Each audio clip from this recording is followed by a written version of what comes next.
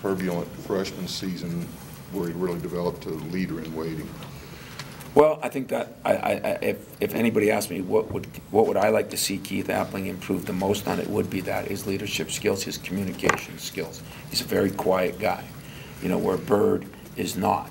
Bird, I think if he wasn't injured, God, as a freshman, he impressed me so much. The first were Ghana and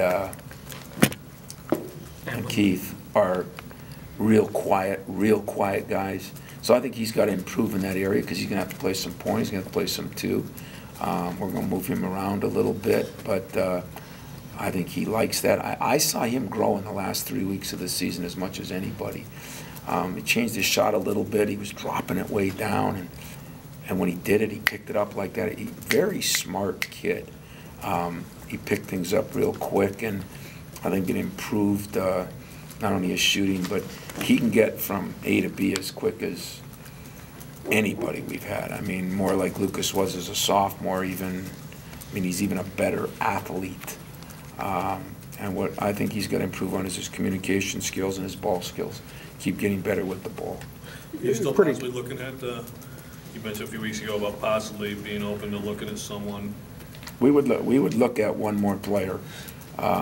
And I'm not sure if it's going to be big or small, but I would probably like it to be a perimeter guy, but we're not just going to take anybody either. I mean, we don't have to fill it. It's just that if I could get a quality player, we are still searching a little bit, to be honest. Are you honing in? Is there someone, you know, in particular who may be there? Not really. Not one guy right now. We're looking at a couple kids in Ohio, a couple kids. And we looked at the junior college thing just because of, maybe more important than anything, is just having some class balance.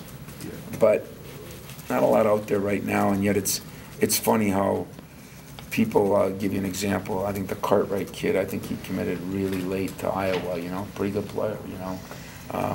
Somebody always pops up or something always happens, and so we're going to keep our ears open for that, but we're not relying on that to be any kind of savior. I think in a lot of ways we think this was a disastrous season. It was a dip. It wasn't a disaster. I keep saying it, and I'll say it probably forever. If it would have been even one of our more normal schedules, we would have won 1 or 2 more. So now you get 20, 21 wins, and I mean, that's pretty good. You get 12, 13 losses. You know, it's just that those numbers, when you're under 20, and when you're over 12 or 13, they look a little different because we haven't seen them here. But there's no disaster in this thing. It's just we never really seem to come out of it all year. We made advances, but we never really. But I'm not sure how you can when you went through as much as we went through. Pretty clear, Draymond's a born leader. Will he be more comfortable being a leader now without 2 seniors who have played 150 games here? I mean, that's a $1 million question, because everybody, you know, you could say, well, you know, everybody knows your leader was Draymond, but I mean, there is a pecking order in every walk of life, and as much as Draymond's not afraid to peck over his order, he somewhere that'll get misconstrued, but you know what I mean. I think now, and I think the other guy that really made some progress after his last injury of the year, which was the Penn State injury for Delvon, he became a much better leader. You know, it's almost like when he's starting to realize there's certain things he can't do in his game. It was like coming to me telling me he wanted to be the best defensive player. Well, for a guy that came in like he came in, that's illegal. You can't want to be a good defensive player when you're a great offensive player. And I think he realizes his limitations, but wants to still contribute in a championship way.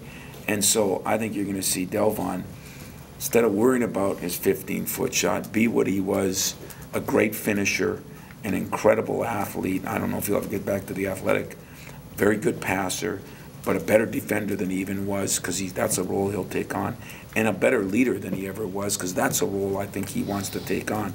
And I feel really good about Delvon and Dede being my leaders, my captains, my guys that I can go to, that that now have been through it all. They've been through the utopia of playing in Detroit in front of 75,000 people, and they've been through the sadness of being knocked out in the first round in the tournament. So usually that gives you a better podium from which to talk when you're talking to players in a locker room, or you're talking to kids as they come in this summer and things like that.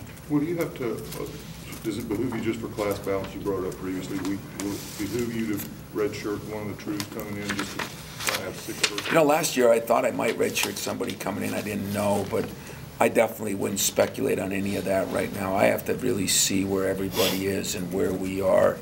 And my thoughts are, you know, I always look at redshirting a guy to help them.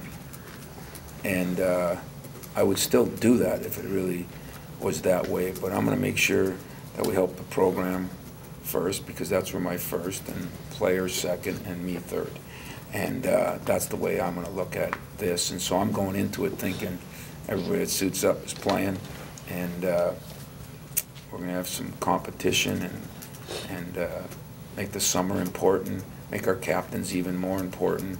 I've said that now, and we've got to do that, because I think that'll be critical in this off season. Last year we didn't have one. We really didn't. So I don't think we looked at it as critical. When you can't work with your kids, talk to them, say hello to them. Those captains got to mean something this summer. And I'll tell you something else that I really think is going to help us. I think we're going to get more of those former guys back. I watched the show on HBO on 30/30 of the Miami football. You probably all watched that. You know, some of it was a little scary. Some of it was really good. But I think it was Michael Irvin that said, you know, we rallied the troops, and we all met down there. And we let them know the way it's got to be. Well, I'm going to get a chance to see Steve Smith this weekend in Atlanta, and Mateen and Tone, you know, and Andre, and guys that are around, and guys from Europe come back, and